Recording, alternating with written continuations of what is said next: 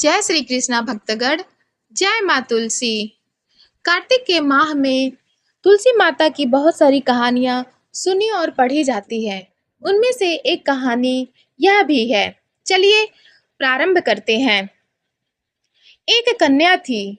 जब वह थोड़ी बड़ी हुई और उसको समझ आने लगी, तब से वह तुलसी माता जी की पूजन करने लगी। उसके प्रतिदिन का नियम था कि तुलसी माता जी का पूजन करने के बाद ही खाना खाती थी। जब वह कन्या शादी के लायक हुई, तब उसके माता-पिता ने उसकी शादी करवा दी। कन्या को उसके माता-पिता ने दहेज में भी एक तुलसी का गमला दिया। ससुराल में वह प्रतिदिन सवेरे उठते ही पूजा करती, फिर उसके बाद ही खाना खाने बैठती थी। उसकी 2 जेठानियाँ थीं। वो दोनों उसका मज़ाक उड़ाती थीं कि बड़ी नियम धर्म वाली बनती है। उन दोनों को उससे बहुत ईर्ष्या होती थी। इसलिए वो दोनों तुलसी जी का गमला छुपा देती थीं।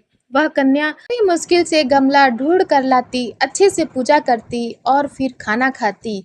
एक दिन उसकी जेठानियों ने क्या किया कि गमला ही दूर फेंक दिया। कन्या ने खूब ढूँढा पर उसे गमला नहीं मिला। वह बहुत ही परेशान हो गई। उस दिन तो उसने खाना भी नहीं खाया।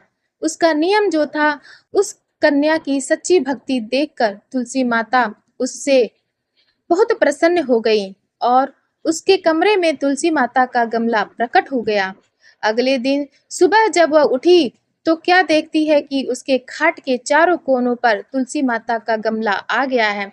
यह देखकर वह तो बहुत प्रसन्न हो गई कि अब मेरी तुलसी माता को कोई चुरा नहीं सकेगा। पूजन करने के लिए भी कहीं और जाना नहीं पड़ेगा और कोई मेरी तुलसी माता को फेंक भी नहीं सकेगा।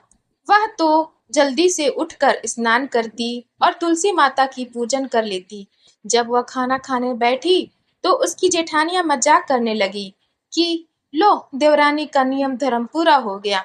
उससे पूछती कि तुलसी जी की पूजा कर ली क्या? देवरानी धीरे से बोलती, हाँ कर ली।